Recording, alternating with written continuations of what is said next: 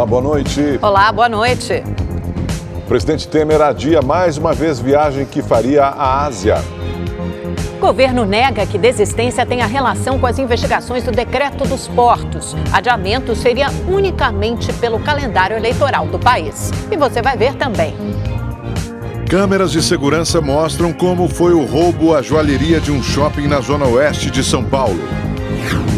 2 explosões em Cabul, no Afeganistão, deixam mais de 30 mortos. 9 são jornalistas. A ex-ginasta Laís Souza, que sofreu acidente de esqui e ficou tetraplégica em 2014, mexe os ombros durante sessão de fisioterapia. As principais notícias do Brasil e do mundo agora no Rede TV News.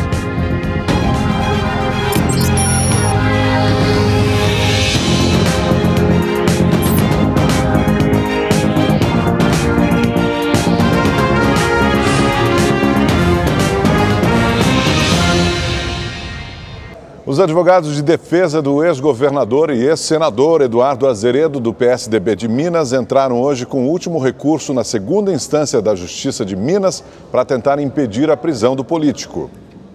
O prazo da defesa terminava nesta segunda-feira e no início da tarde, os advogados do ex-governador Eduardo Azeredo deram entrada com o pedido de novos embargos declaratórios. Mas este tipo de recurso não é capaz de mudar a condenação. Ainda não há um prazo para análise do pedido. Na semana passada, a maioria dos desembargadores confirmou a condenação de 20 anos e 1 mês de prisão no processo conhecido como Mensalão Tucano. Os magistrados também mantiveram a decisão de só autorizar a prisão de Azeredo após se esgotarem os recursos na segunda instância da Justiça de Minas. De acordo com a denúncia, Eduardo Azeredo participou de um esquema para desviar dinheiro público de estatais mineiras para financiar o Caixa 2 da campanha dele, a reeleição ao governo do estado, em 1998. Ele nega envolvimento nos crimes.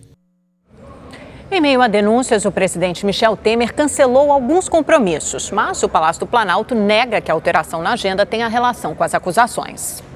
O primeiro compromisso cancelado foi a participação do presidente na abertura de uma feira de agronegócios em Ribeirão Preto, marcada para hoje. Michel Temer permaneceu em Brasília, onde se reuniu com ministros. Também foi cancelada a viagem que Temer faria à Ásia. Ele embarcaria no próximo sábado e passaria por Singapura, Tailândia, Indonésia e Vietnã. Essa foi a segunda vez que a visita à Ásia foi cancelada. A mudança de agendas coincide com o acirramento das denúncias contra Temer. A Polícia Federal suspeita que o presidente tenha usado compras e reformas de imóveis em nome de familiares para lavar dinheiro de propina. Na próxima quinta-feira, a filha do presidente, Maristela Temer, prestará depoimento sobre uma reforma feita no apartamento dela. A obra teria sido paga por um amigo de Temer, o coronel João Batista Lima, que é suspeito de ser o intermediário dos pagamentos ilícitos. Em nota, o Palácio do Planalto negou que as mudanças de agenda tenham relação com as investigações. Afirmou que somente pessoas desinformadas espalhariam uma versão tão inverossímil. O motivo do cancelamento seria a urgência em votar o projeto de lei que libera mais de R$1 bilhão para o pagamento de uma dívida deixada pela Venezuela e por Moçambique. Fiador dos dois países, o Brasil precisa quitar a dívida até o dia 8 de maio para não ficar com o nome sujo no mercado financeiro internacional. O projeto que libera o dinheiro está na pauta de amanhã do Congresso. Se Temer viajasse, os presidentes da Câmara, Rodrigo Maia, e do Senado, Eunício Oliveira, também teriam que viajar para não ocuparem a presidência da República.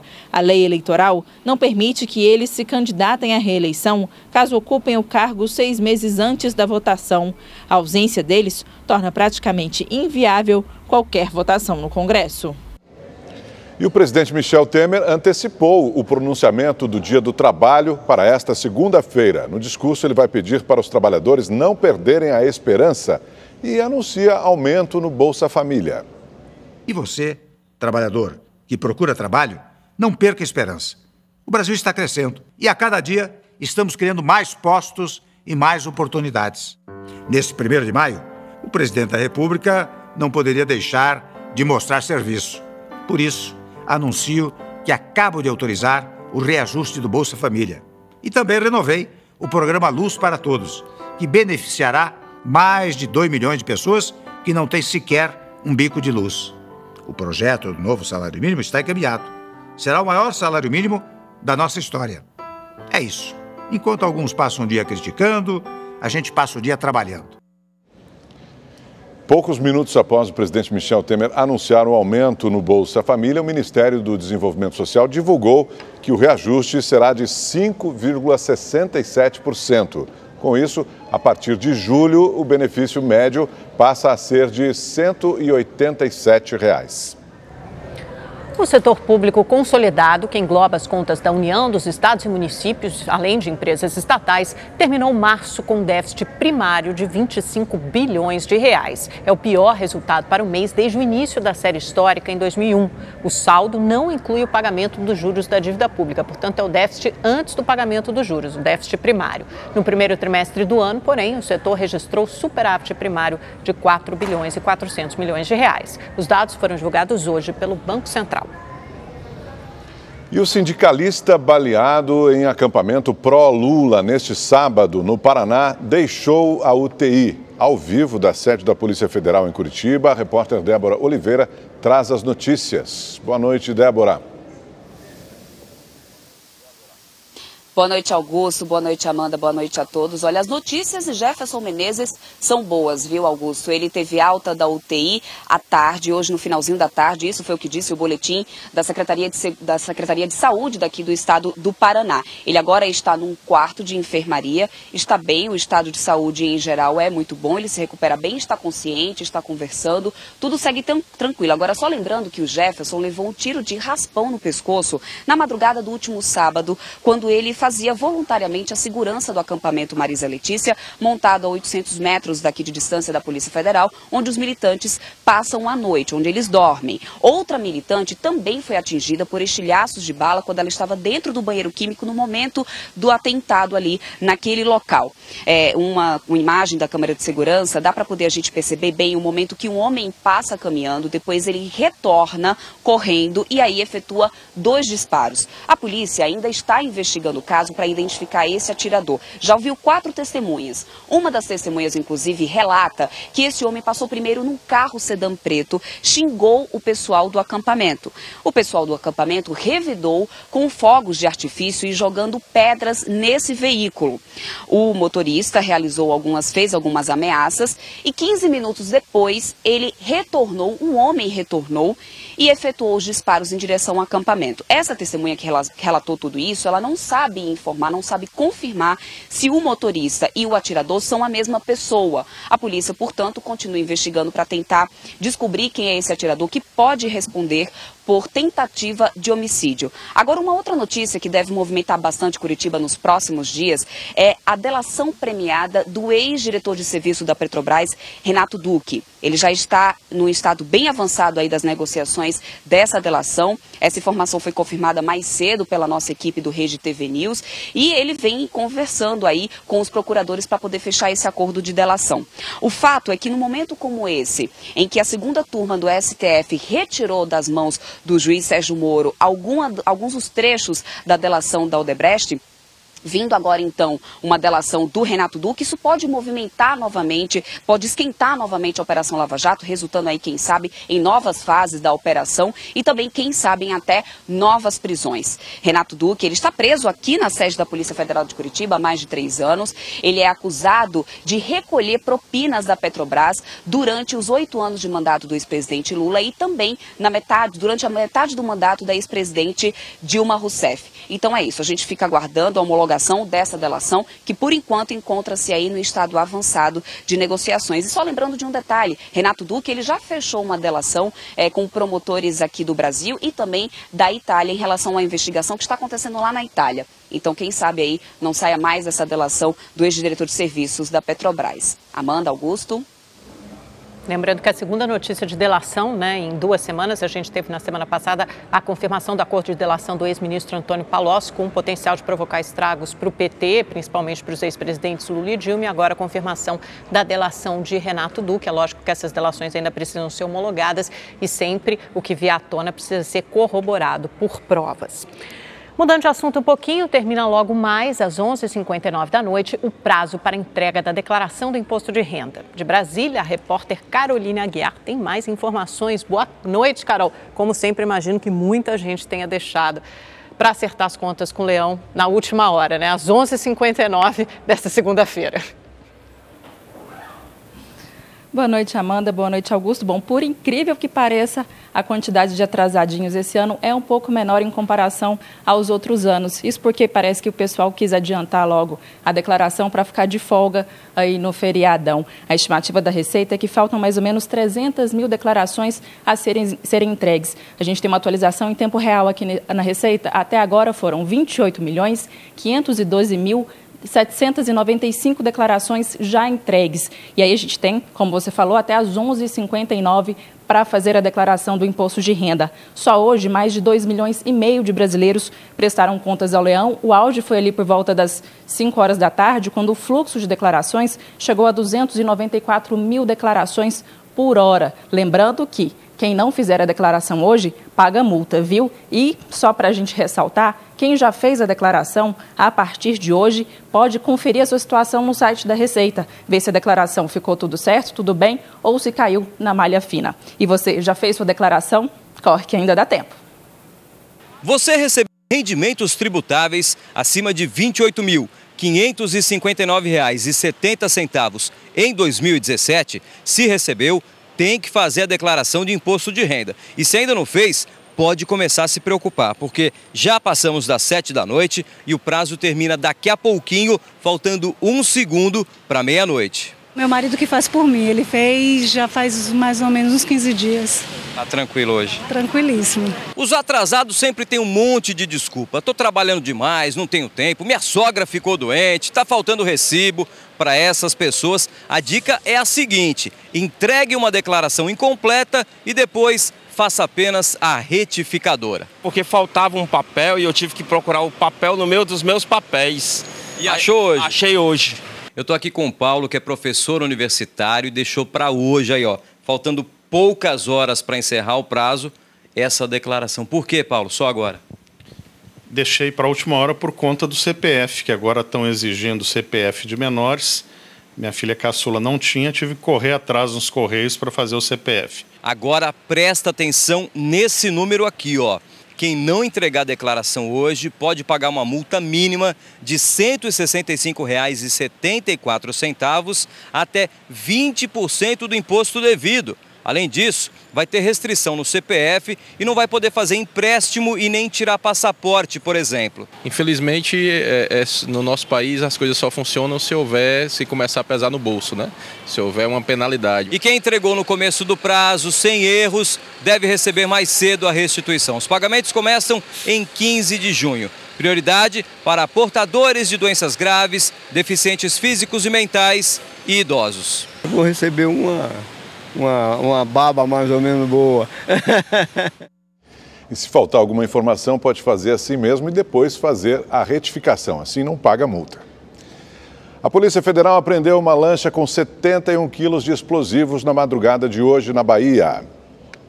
A apreensão aconteceu na Baía de Todos os Santos. Estas imagens mostram o momento em que os agentes disparam contra os criminosos. Meu Deus! A polícia suspeita que os explosivos seriam usados em ataques a caixas eletrônicos. O material foi removido por peritos do Grupo de Bombas e Explosivos da PF. 2 pessoas foram presas e encaminhadas à Superintendência da Polícia Federal. Em Governador Valadares, no interior de Minas, um jovem de 25 anos foi morto a tiros no meio da rua em plena luz do dia. Moradores gravaram a execução. A vítima é Guilherme Santos de Assis, de 25 anos. Ele teria morrido por engano. O alvo dos bandidos seria o primo dele, suspeito de ser integrante de uma gangue. 2 homens envolvidos no crime foram presos. Em São Paulo, 2 policiais militares foram flagrados dançando forró em um bar no Lago da Concórdia, na região central da cidade. Os 2 PMs estão fardados e armados. Um deles aparece dançando com uma mulher, enquanto o outro segura uma lata de bebida. Em nota, a Secretaria de Segurança Pública informou que os PMs já foram afastados das atividades operacionais e que o inquérito será instaurado pela Corregedoria da PM para apurar o caso. Que maravilha, forró e cerveja na hora do expediente, pode? Bom, gente, vamos falar de previsão do tempo. Lu Camargo já está conosco. Lu, feriado, tá acabando, né? A gente continuou trabalhando, mas teve muita gente que tinha uma folguinha, viajou e escolheu o Nordeste como destino. Será que esse pessoal fez bem? Será? Boa noite a todos. Bem, Amanda, eles estão curtindo desde sábado, né? Desde sábado, lá no Nordeste, houve registro de pancadas de chuva em alguns pontos isolados, principalmente na praia. Atrapalhou um pouquinho a folga da turma, mas só um pouquinho, né? Amanhã ainda há previsão de pancadas, amanhã que é o feriado mesmo, ainda há previsão de pancadas de chuva, principalmente na faixa litorânea. E é o que a gente vai ver. Vamos ver se o pessoal vai curtir ainda amanhã lá no Nordeste. Vamos dar uma olhada, olha só. Meio verde, né? Só aqui, meio verde. Só aqui no centro-oeste da Bahia, no sul do Piauí, extremo sul do Maranhão, que não há previsão de pancadas de chuva. Para as demais áreas há, sim, pancadas de chuva. Vai chover um pouquinho mais aqui na faixa norte da região, mas dá uma olhadinha. De Alagoas até mais ou menos o centro-norte da Bahia, no litoral, ocorrem, sim, pancadas de chuva a qualquer hora do dia. Então, quem estiver por lá não vai curtir tanto assim, né? Vamos para o norte do país?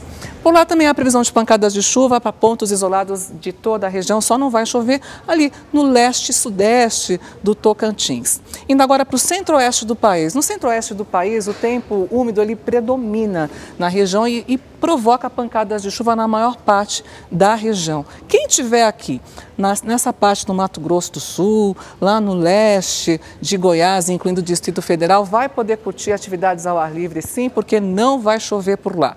Sudeste do país. Por aqui, chove no Espírito Santo, Triângulo Mineiro, boa parte de São Paulo, incluindo o litoral e também algumas praias do Rio de Janeiro. Aqui nessa faixa chove em pontos isolados, a chuva vai ser mais para fraquinha, porque está passando uma frente fria fraca pelo oceano, por isso que chove por aqui. No mais, é muito sol e muito calor. E no sul do país, vai chover nessa faixa aqui, que começa no oeste, gaúcho, e vai até as praias do Paraná, de Santa Catarina. Aqui chove também, nas demais áreas não chove não. Mas eu queria chamar a atenção para a faixa litorânea, a gente tem um outro mapa, olha só, do Rio Grande do Sul até o Rio de Janeiro. O que ocorre? Está passando um ciclone extratropical em alto mar e a gente também está na fase da lua cheia. Esses dois fenômenos juntos fazem com que a maré suba um pouquinho mais. Vai subir nessa região. Até quarta-feira as ondas podem chegar até 2 metros de altura. Então, se você estiver nas praias dessa área, tome cuidado com a ressaca e com as ondas altas. Vamos dar uma olhadinha agora nos termômetros de amanhã? O dia começa com 17 graus em São Paulo e no Rio de Janeiro. À tarde, os termômetros não vão passar dos 22 graus em Porto Alegre. Em contrapartida, aqui em Cuiabá vai fazer calor de 34 graus. São Paulo está com 28. Olha só essas imagens. Essas imagens foram feitas pelo Observatório da Austrália, no norte do país. Essas são as chuvas de monção. Elas foram registradas em março, mas só agora que eles liberaram. Lindas demais, né? Essas imagens foram feitas em time-lapse. Não conseguia nem falar. Time-lapse. Por isso que dá para a gente acompanhar toda a evolução da chuva. O que são monções? São ventos que mudam de direção dependendo da época do ano. Esses aqui estão trazendo o vento úmido do mar para o oceano. E é com essa imagem maravilhosa, linda, não sei se causou muito estrago, que eu me despeço de vocês hoje. Bom, daqui tá lindo. Tá lindo, né? Muito Foram legal. vários dias durante o mês de março que o pessoal registrou. Enfim, uma boa noite a todos, um ótimo feriado para vocês. A gente se vê amanhã à noite. Até amanhã. Tchau, tchau. Obrigado, Luciana. Uma escola no Espírito Santo sofria com episódios de bullying e violência, mas depois de mudanças importantes na gestão e na estrutura, o local agora é considerado um dos melhores colégios do país. O colégio não registra mais agressões e ganhou até prêmios. Uma fachada bonita, uma quadra poliesportiva e crianças felizes. A sala de aula, repletas de projetos realizados pelos pequenos, dão um ar mais colorido e amigável à nova escola. Nova porque há 2 anos a realidade era bem diferente. Os muros da escola, que fica no município de Serra, na região metropolitana de Vitória, tinham várias marcas de tiro Retrato de uma realidade triste. Aqui, o bullying e as agressões físicas eram rotina. As salas, que era tudo riscadas, não tinha tinta direito, porque eles riscavam muito. Mudou as portas, mudou os armários, mudou a quadra ali, ó. Nós encontramos uma realidade cruel, assim, porque era problema em todas as áreas. A gente tinha problema de infraestrutura, tinha problema de disciplina, tinha problema de aprendizagem. E aí a gente foi relacionando e tentando ver o que era possível resolver. Com tanta bagunça, não tinha espaço para aprendizagem. Nessa turma do 3º ano da alfabetização, ninguém sabia ler e nem escrever. Eram crianças assim que estavam fadadas ao fracasso. Eram crianças com dificuldade extrema e hoje eles mostraram que estão com tudo internalizado, tudo que foi passado, tudo que eles aprenderam, hoje eles colocam em prática nessa salinha de aula aqui, que nós trabalhamos, que nós desenvolvemos tudo com muito carinho. Além do aprendizado, a desordem abria espaço para comportamentos agressivos. O bullying foi um dos motivos da Escola Estadual Jones do Nascimento ser uma das mais violentas do Espírito Santo. Há 2 anos, o diálogo com as crianças mudou. Desde o ano passado, nenhuma agressão é registrada na escola. E a iniciativa da diretora Juliana rendeu prêmios. Nós ganhamos a etapa local, a etapa da Serra, fomos competir a etapa regional, ganhamos do Espírito Santo, ganhamos a etapa do Sudeste agora, né? Então, assim, de 9.000 escolas, a gente está entre as 5 melhores do país. Além da grande mudança, na realidade, aqui dessa escola, com a ausência de violência e do tratamento também dos alunos com os professores, uma dessas novidades é o coral. A escola implementou uma nova forma de tratar os alunos e também de inseri-los no mundo da arte.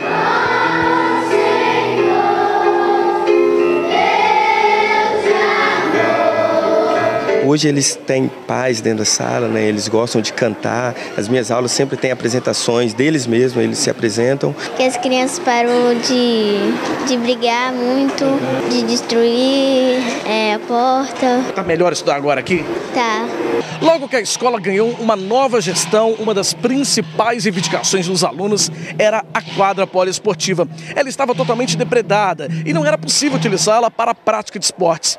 Com a reforma da quadra, os alunos podem utilizá-la para práticas culturais e a atividade esportiva voltou a ser realidade dentro da escola. E parece que toda essa transformação fez bastante efeito na vida dessas crianças. Tanto é que a Ana Flávia já está bem decidida do que quer ser no futuro. O que você quer ser quando crescer? Professora. Uma fachada bonita, uma quadra poliesportiva. 13 pessoas ficaram feridas depois que um ônibus caiu em um barranco em Mogi das Cruzes, na Grande São Paulo. Este vídeo foi gravado logo após o acidente e mostra passageiros sendo retirados do veículo. Pelo menos 2 crianças estavam no coletivo. O Corpo de Bombeiros enviou 10 viaturas ao local. Segundo a polícia, uma das vítimas sofreu uma fratura na perna.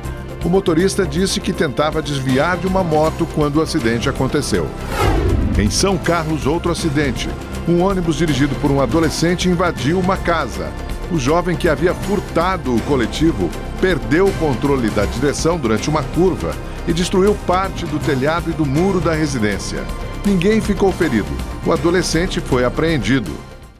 E a noite de domingo foi de pânico dentro de um shopping na zona oeste de São Paulo. Clientes e funcionários passaram por momentos de terror durante um assalto a uma joalheria.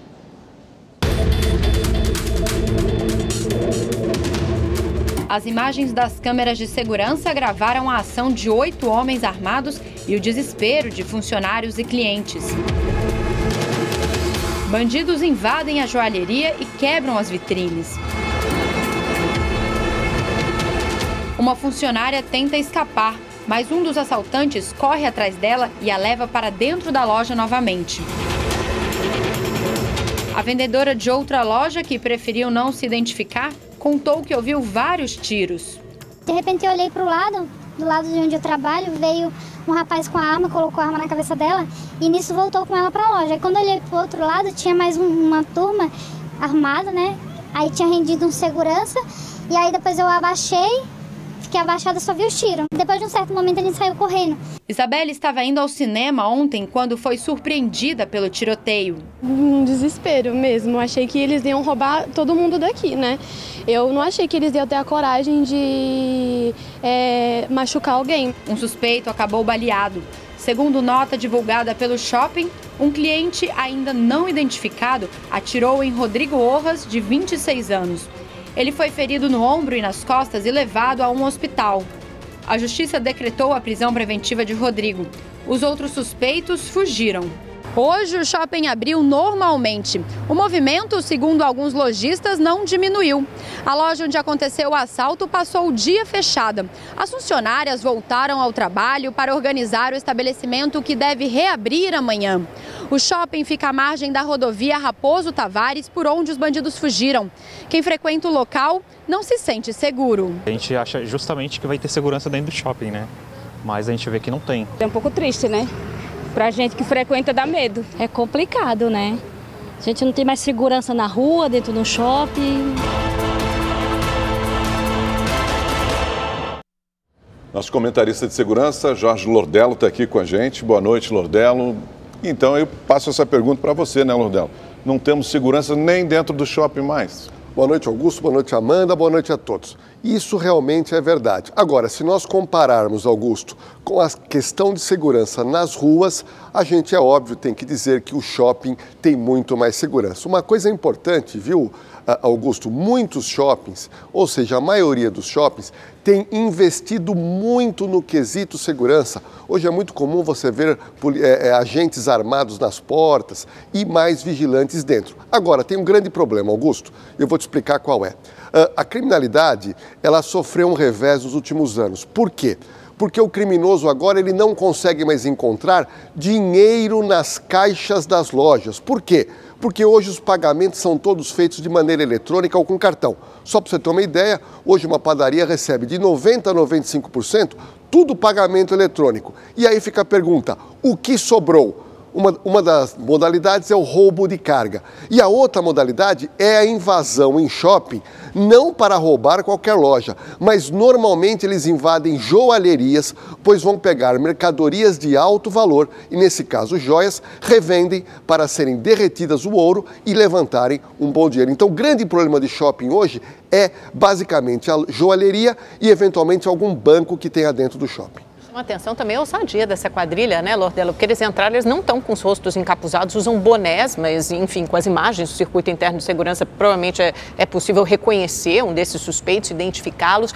E eu queria te perguntar também como age esse tipo de quadrilha e por que eles não foram a outras lojas, né? Você falou do alto valor das joias, mas imagino que haja outras mercadorias valiosas no shopping. Amanda, sua pergunta é muito importante pelo seguinte. Primeiro, a gente sabe que dentro de shopping não existe patrulhamento policial. O criminoso sabe disso, né? A segurança pública é fora das cercanias do shopping. Então, eles se encontram no shopping com mais garantias para a sua segurança. Ok. Mas eles fizeram o quê? Uma análise de risco e resolveram roubar uma única loja. Ir em outras lojas, Amanda, acaba ficando desnecessário. Por quê? Porque ele sabe que nas outras lojas o caixa não vai ter dinheiro. E a mercadoria geralmente são de pouco valor. Aonde você encontra em qualquer shopping do mundo mercadorias de grande valor são as joalherias. Por isso que a maioria dos shoppings hoje concentram a segurança nessas áreas de maior risco. Mas nesse shopping que nós mostramos o caso, realmente não funcionou. Uma quadrilha composta por 8 pessoas, uma detida, mas a Polícia Civil já me parece que tem o fio dessa meada para prender os demais assaltantes. Pois é, exatamente aí que eu ia te perguntar, Lordello, esse rapaz detido, né, baleado, pode ser então a chave para chegar ao restante da quadrilha, né? Sim. Augusto, primeira coisa importante, já tem um elemento detido, essa pessoa vai ter que explicar quem são os outros autores e partícipes desse crime. Outro detalhe, a Polícia Civil vai analisar as chamadas telefônicas de quem? Do celular utilizado por esse ladrão. E por último, shopping tem mais de 200, 300 câmeras, ou seja, a fisionomia de todos os ladrões já estão em mãos da Polícia Civil e eu acredito, viu, Augusto, que é uma questão de horas ou dias que toda essa quadrilha seja assaltada. E trago aqui para você uma novidade. A Polícia Civil já monitorava essa quadrilha, eles iriam fazer um assalto em outro shopping perto, mas eventualmente desistiram e resolveram atacar esse shopping que nós divulgamos. Agora está relativamente fácil de pegar, como você disse, né, Lordela? Eu peço para que você continue com a gente, por favor, para comentar o próximo assunto, que é um crime horroroso, né, provocado por ciúmes e que quase terminou em tragédia em Belo Horizonte. Uma mulher de 32 anos levou uma facada no rosto ao ser atacada pelo ex-namorado. A imagem é impressionante. A foto mostra a Juliana dos Santos sendo transferida para o pronto-socorro de Belo Horizonte. É difícil, é muito doloroso. Eu creio que um cara desse não tem coração, não. Nas imagens de raio-x, é possível ver que a lâmina da faca entrou entre o nariz e a parte inferior do olho esquerdo. Mesmo com a gravidade do ferimento, Juliana passou por cirurgia e não deve perder a visão. Estou ainda meio, assim, eu confio mais em Deus, espero a Deus que ela não vai perder a visão. Para este especialista, Juliana teve muita sorte, mas o ferimento vai exigir um tratamento longo e ainda pode deixar sequelas. Quando uma lâmina dessa penetra no olho, provoca também uma compressão, né? Pela posição da faca, pode ser que ela não tenha tido um comprometimento de nervo óptico e do globo ocular. De acordo com a polícia, Juliana foi atacada pelo ex-namorado que não aceitava o fim do relacionamento. Ela ainda tentou se defender, mas levou facadas na perna, na barriga e no braço antes de ser ferida no rosto. Gilzimar Santos Ferreira, de 37 anos, foi preso dentro de casa na manhã de hoje. Ele assumiu o crime. Eu estava bêbado, estava fora de si, entendeu? Aí na hora que eu vi, aquela traição, aí qualquer homem não aguenta não, hein? Gilzimar vai responder por tentativa de homicídio e vai ficar preso pela Lei Maria da Penha, sem direito à fiança. Juliana segue internada em coma induzido, mas já está fora de risco. Para mim ele é um monstro, um monstro. Diz que estava bêbado e que traição indefensável, né, Lordelo? Mais uma história que se repete. O que a mulher pode fazer para se defender, para perceber que corre o risco de morrer, de ser atacada pelo companheiro e para se defender? Amanda, sua pergunta é muito importante e vai servir de resposta para todas as mulheres que têm relacionamento e estão com medo. Quando é que a mulher percebe que pode ser vítima de uma agressão ou de algo mais grave, como uma tentativa de homicídio? Ela vai perceber, Amanda, num detalhe muito importante. Quando você estiver se relacionando com alguém e em determinado momento, após uma discussão, uma desavença, você sentir o primeiro medo, ou seja, o medo de que alguém, do que o seu parceiro possa investir contra você. É aí, Amanda, quando a pessoa tem esse primeiro sentimento, que ela deveria tomar uma atitude e dizer o seguinte: basta, pois uma pessoa que lhe ameaça, que grita com você, que atenta, que lhe empurra uma vez, não adianta pedir perdão. A gente sabe que é um problema de ordem emocional dessa pessoa e que irá se repetir na próxima vez de uma maneira muito mais forte. Portanto, na primeira vez que a mulher sentir medo, que ela perceber que corre risco, ela deveria ali a terminar o namoro. Mas, infelizmente, Amanda, por causa da carência afetiva, muitas mulheres acabam perdoando, o homem chora, pede uma segunda chance, terceira chance, e nesse caso, mesmo depois de terminado, ele atenta contra a vida da mulher. Obrigado, Lordelo, pela sua participação. Obrigado a você.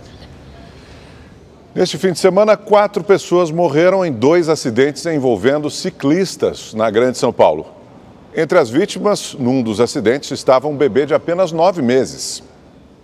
O primeiro acidente aconteceu na cidade de Suzano. Camila Galindo, de 27 anos, estava andando de bicicleta com o namorado nesta estrada por volta das 8 da noite, quando José Everaldo Filho, de 42 anos, teria invadido a contramão após perder o controle do carro em uma curva. Ele atropelou os 2 jovens. Camila morreu na hora. O namorado foi levado para o hospital em estado grave. Segundo o boletim de ocorrência, o motorista estava embriagado. O teste do bafômetro apontou 0,44 miligrama de álcool por litro, quando o permitido é de 0,3 miligrama por litro. José Everaldo Filho foi preso em flagrante e vai responder pelos crimes de lesão corporal culposa e homicídio culposo na direção de veículo automotor. No enterro de Camila, os familiares estavam inconformados. Estava terminando já a segunda faculdade dela, graças a Deus.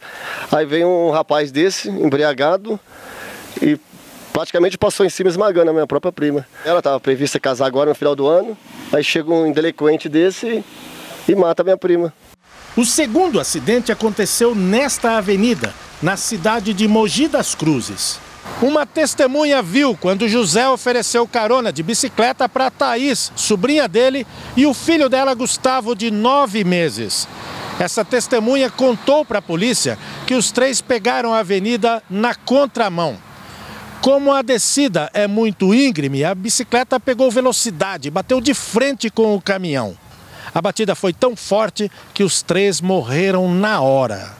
O casal de bicicleta estava descendo e desceram contramão, 3 em bicicleta sentados na frente da bicicleta, né? O motorista do caminhão não se feriu, mas precisou ser protegido por pessoas que passavam pelo local para não ser agredido pelo marido de Thaís. O caso foi registrado como homicídio culposo. As 4 mortes acontecem 11 dias depois de entrar em vigor a lei que amplia a pena para quem dirigir embriagado ou sob o efeito de drogas. Agora, o condutor nessas condições que cometer o homicídio culposo no trânsito, sem intenção de matar, poderá cumprir pena de 5 a 8 anos de prisão. Antes, essa pena variava de 2 a 5 anos. Centenas de imigrantes que saíram da América Central em março chegaram à fronteira com os Estados Unidos para pedir asilo. Cerca de 200 pessoas aguardam atendimento no controle da fronteira. Segundo autoridades americanas, não há capacidade para atender todas as solicitações de uma só vez. A caravana, que começou no sul do México, chegou a ter quase 2.000 pessoas, mas chegou com cerca de 200. Muitos não conseguiram completar o trajeto. Os imigrantes dizem estar fugindo da violência em seus países. O vice-presidente norte-americano Mike Pence disse que a administração Trump está comprometida com a integridade das fronteiras e soberania dos Estados Unidos. Na Coreia do Sul, o presidente Moon Jae-in disse hoje que o líder norte-americano merece o Nobel da Paz pelos esforços na tentativa de acabar com o programa nuclear da Coreia do Norte. Jae-in esteve com o ditador norte-coreano na semana passada em uma reunião histórica. Agora é a vez de Trump se encontrar com Kim Jong-un. O local e a data ainda não foram definidos, mas tudo indica que o compromisso deve acontecer nas próximas 3 semanas. Uma operação coordenada pela Interpol com agentes policiais de 13 países prendeu 22 pessoas no Caribe e América do Sul. São todas acusadas de tráfico humano.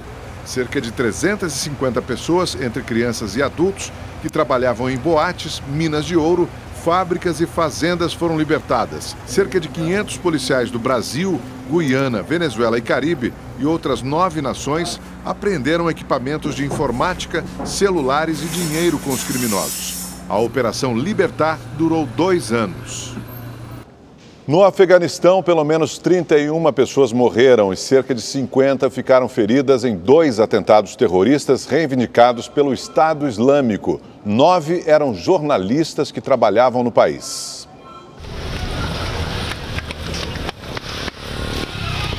O primeiro ataque aconteceu na região de Shazdarak, em Cabul.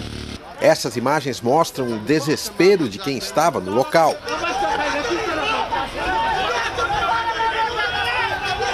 Os alvos eram o Serviço de Inteligência Afegã, as forças de segurança do país e um comboio sede da Organização do Tratado do Atlântico Norte, a OTAN. Os locais atingidos ficam próximos a embaixadas.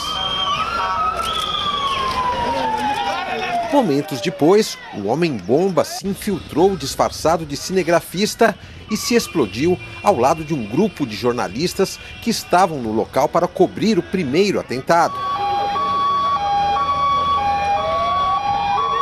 O chefe da polícia local informou que entre os mortos também estão 4 policiais que faziam a guarda do prédio do setor de inteligência. Horas depois, um homem-bomba atacou forças militares em Kandahar. 11 crianças que estudam perto do local foram mortas. Chamarai, chefe de fotografia da agência France Press, está entre as vítimas. Ele cobria conflitos no país há 15 anos.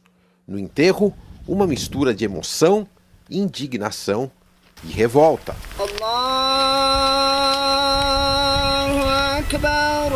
O religioso que realizou a cerimônia de sepultamento disse que os opressores que andam matando as pessoas inocentes, segundo Alá, irão direto para o inferno.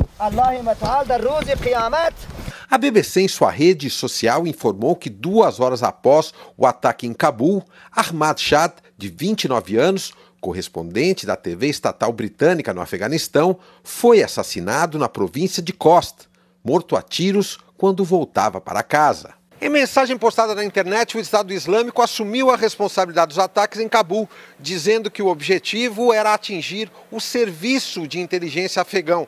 O comunicado, no entanto, não cita o ataque pontual aos jornalistas. A União Europeia condenou os atentados.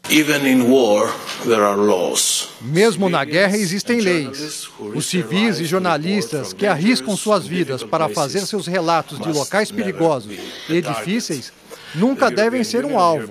A União Europeia e a Comissão Europeia estão ao lado do povo afegão e dos jornalistas do mundo inteiro. Segundo Christophe Deloire, secretário-geral dos Repórteres Sem Fronteiras, grupo de imprensa especializado em zonas de conflito, esse foi o pior atentado contra a imprensa desde o início dos conflitos em 2001. Nos últimos 2 anos, 36 jornalistas foram mortos por terroristas no Afeganistão. De Paris, Luciano Júnior para o Rede TV News. No aeroporto de Lisboa, em Portugal, um grupo de brasileiros conseguiu embarcar após mais de 10 horas de espera no saguão do aeroporto sem nenhuma assistência por parte da companhia. Cerca de 250 passageiros ficaram durante a madrugada de domingo até hoje à tarde no terminal internacional aéreo da capital portuguesa. O grupo protestou e pediu respeito à empresa, que não forneceu acesso a nenhum hotel na região.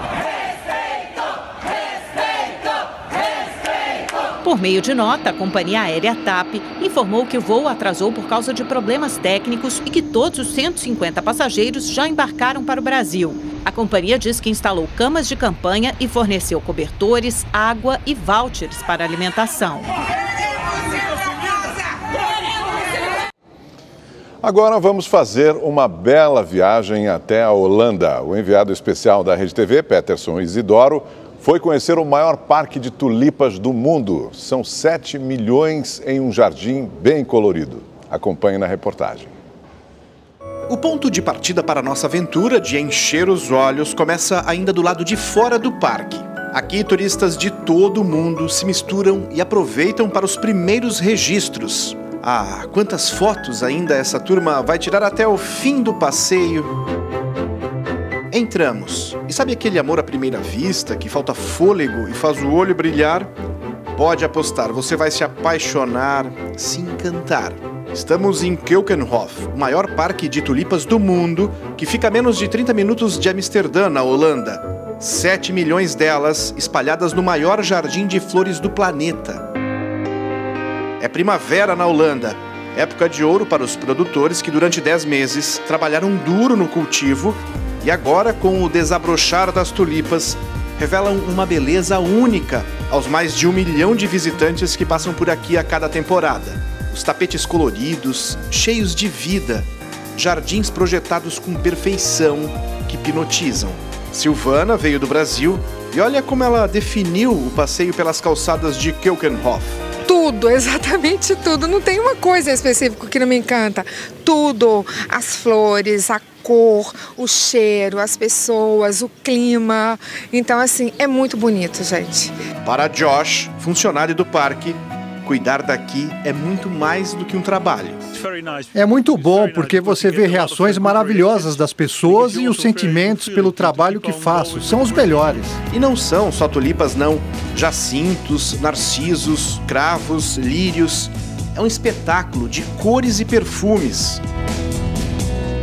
E que tal fazer um passeio de barco pelos canais que cercam as plantações do parque?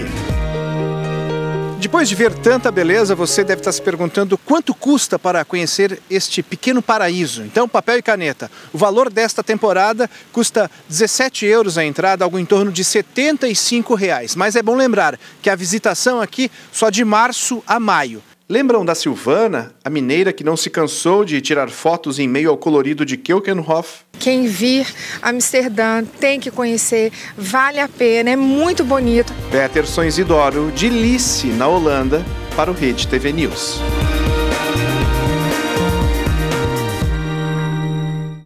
É de encher os olhos mesmo. Hora do esporte aqui no Rede TV News. Pois é, Amanda, o Silvio Luiz está aqui com a gente. Boa noite, Silvio. Boa noite. Como é que vai o nosso campeonato brasileiro, hein? Em matéria de arbitragem, aquilo que eu falei logo no começo, uma porcaria. Veja o que deu o que falar.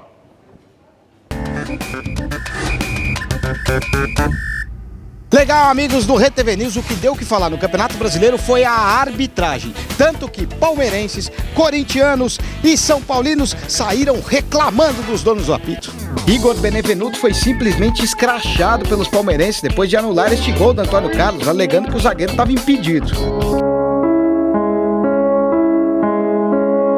Quando a gente faz o nosso gol legal, ele não vale. Já voltaram a favor de outros times, que eu não tinha dúvida, porque não voltou ontem. É que se você dá uma porrada num juiz daquele lá, aí você é preso, perde a carreira, mas que dá vontade e dá. Eles ainda reclamaram de um pênalti não dado no Felipe Melo. Isso é uma vergonha, né, meu? Tu precisa ir na minha terrinha pra tu ver o que é os árbitros. Como é que é? Arbitro. O juizão Delson Fernando Freitas da Silva não conseguiu agradar ninguém, hein? Os atleticanos não se conformam que ele anulou este gol porque viu mão do Ricardo Oliveira. Eu acho que foi roubo aquele ali. E os corintianos saíram uma arara, porque ele não deu pênalti no Maico. Vai dizer que não foi pênalti em cima do Maico? Tomou uma voadora no Caio, o cara não deu. Pelo amor do meu filhinho. E porque eles pediram falta no Mantuano, o gol do Roger Guedes, que deu a vitória por 1-0 ao Galo. Quando rouba nós, ninguém fala nada. Aí quando os Corinthians roubam, os caras falam que tá roubando. Vida de corintiano é assim mesmo, é toda sofrida, né? E os tricolores, esses estão bravos com o time. Uma porcaria. E também com o árbitro Rodolfo Toschi Marques. É que depois de fazer 1-0 com o Militão, o Éder empatou pro Fluminense. Mas os tricolores da capital paulista alegaram que o jogador fez falta no lance. Isso porque tem 4 juízes. Tá feio, tá complicado. Teve ainda esse toque do Arboleda na área, que ninguém marcou nada, hein? Foi pênalti, pô. Claro que não. Eles criaram pênalti pra poder ganhar roubada. No Flamengo não teve erro, mas depois da torcida pressionar e agredir os jogadores, o time ganhou do Ceará por 3-0. Será que a pressão deu certo, hein? Também, cara, mas o que acontece? Quando o cara tem estrela, ele brilha. No Brasileirão da Lambança já estamos na terceira rodada e que ainda não acabou. O América ganha de 1-0 do Vitória lá em Belo Horizonte. Esse jogo do Santos ficou para o dia 16 de julho, depois da Copa do Mundo, porque o Santos joga pela Libertadores da América amanhã em Montevidéu contra a equipe do Nacional. E agora, aquele girinho básico para encerrar. Vamos lá, girando. Festa nas ruas de Barcelona! A equipe do técnico Ernesto Valverde desfilou em carro aberto para comemorar a conquista do Campeonato Espanhol. Em destaque, a taça da competição nacional e a Copa do Rei. Boas notícias vindas da ex-ginasta Laís Souza. Olha só o vídeo que ela postou nas suas redes sociais. Ela mexe os ombros com as mãos apoiadas no chão várias vezes. Que maravilha! Uma evolução e tanto. Laís faz um tratamento desde que sofreu um acidente de esqui em 2014, quando se preparava para a Olimpíada de Inverno em Sochi. Através de nota oficial, o Clube MESC de São Bernardo do Campo disse que afastou o ex-treinador da seleção de ginástica artística, senhor Fernando de Carvalho Lopes, após denúncias de abuso sexual. Fernando exercia funções administrativas no clube. Ele está afastado da seleção desde 2016, quando começaram a aparecer as primeiras acusações. E amanhã é 1º de maio, Dia do Trabalho. e promete ser agitado, especialmente em Curitiba. Por isso, vamos voltar ao vivo ali para frente da sede da Polícia Federal com a repórter Débora Oliveira. Débora, qual a agenda para amanhã? Muitos protestos programados? Muitos atos, Amanda, estão programados aqui amanhã. Realmente o dia será bastante movimentado. A programação começa bem cedo, de acordo com a organização do acampamento, às 7 horas da manhã, com a concentração que vai acontecer numa praça lá no centro de Curitiba. Em seguida, essa manifestação sai em marcha em direção aqui à Polícia Federal, ao local da vigília, que fica logo aqui atrás de mim, a exatos 150 metros aqui da frente da Polícia Federal. Quando eles chegarem aqui, vai acontecer o Bom Dia Lula, como tem acontecido todos os dias, só que amanhã também terá um ato religioso e durante todo o dia várias programações. Shows de vários artistas brasileiros, vários políticos já confirmaram presença e a expectativa da organização do acampamento é de que 20 mil pessoas participem dessa marcha. Já a Polícia Militar estima que 5 mil pessoas devem vir para essa região aqui. Então, Amanda, vai ser bastante movimentado. Débora Oliveira, ao vivo de Curitiba, para o Rede TV News. Além da força econômica, um dos maiores centros financeiros do mundo, Hong Kong, na China, chama atenção também pela exuberância arquitetônica. Prédios muito altos deixam a paisagem mais bonita e outros com furos no meio despertam a curiosidade de muita gente. Veja só.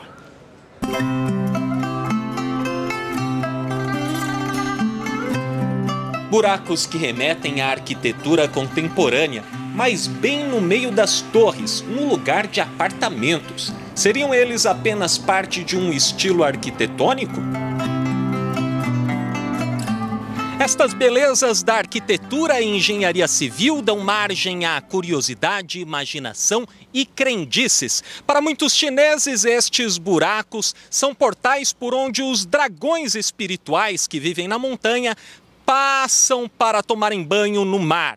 E vão mais além, dizem ainda que os que moram nestes prédios com buracos são felizes porque não impedem a passagem dos dragões. Michael Chang, especialista em Feng Shui, a técnica chinesa que estuda supostos bons e maus fluidos no ambiente, explica que o buraco, além de artístico, é funcional e exigência do governo. Em alguns casos é exigido que edifícios com blocos muito grandes também tenham esse vão para que a ventilação possa passar para dentro da ilha. Outra peculiaridade dos edifícios de Hong Kong é a altura. Prédios de 70 até 100 andares são comuns por aqui, mas neste caso não há superstição nenhuma, é pura necessidade mesmo. A região tem cerca de 7 milhões de habitantes que vivem em uma área com apenas 220 quilômetros quadrados, já que o restante da ilha é montanhosa ou reserva ambiental. Isso equivale a 32 mil pessoas por quilômetro quadrado. Para se ter uma ideia, São Paulo possui cerca de 7 mil pessoas por quilômetro quadrado. É muita gente para pouco espaço. E se esta altura toda é solução para abrigar tanta gente, também é problema. Essa região vai sofrer com problemas de ventilação. Este é um dos problemas que causam doenças respiratórias que já são conhecidas em Hong Kong. E de tanto olhar os espigões, o pescoço até dói. São tantos que dá até tontura. Então é melhor aderir à recomendação chinesa. Sempre equilíbrio e moderação. Marcelo Espíndola, de Hong Kong, para o Rede TV News. Imagine ser embalado a vácuo ou entrar no olho de um furacão. Essas e outras experiências malucas estão em uma mostra interativa no Rio de Janeiro, que mistura arte e tecnologia.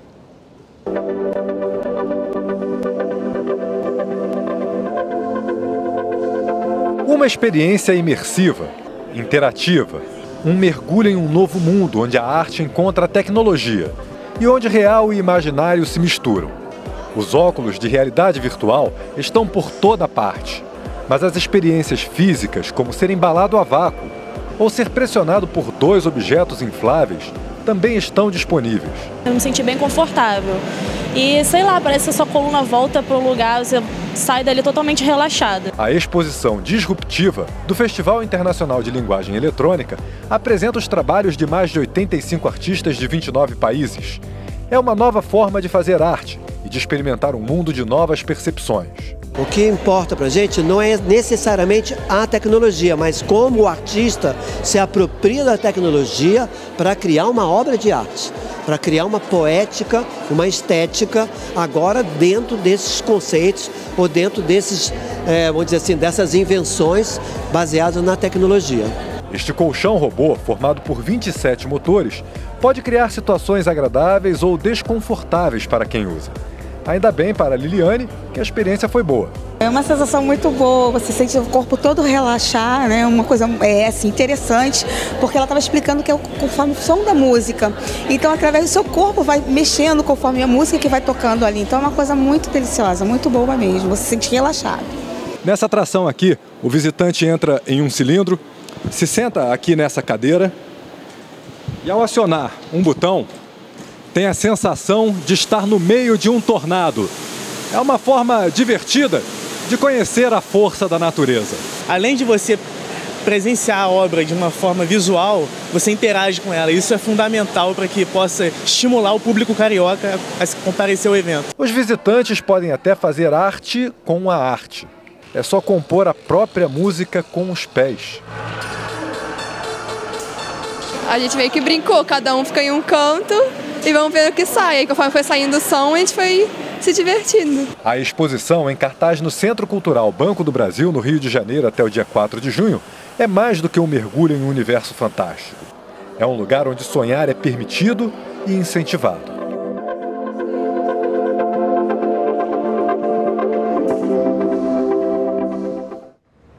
Olha, uma última notícia importante. A Procuradoria-Geral da República denunciou a senadora e presidente do PT, Gleice Hoffmann, o ex-presidente Lula e os ex-ministros Antônio Palocci e Paulo Bernardo, que é marido de Gleice, além do empresário Marcelo Odebrecht. Eles são suspeitos de terem cometido os crimes de corrupção e lavagem de dinheiro. De acordo com a denúncia, a construtora Odebrecht colocou 40 milhões de dólares à disposição do PT em troca de decisões que beneficiassem o grupo, como aumento da linha de crédito do BNDES para operações em Angola. A denúncia foi encaminhada ao ministro do Supremo, Edson Fachin, que é relator da operação da Lava Jato no STF. O Rede TV News fica por aqui. Um bom feriado para você. Mais notícias no Leitura Dinâmica. Boa noite e até amanhã.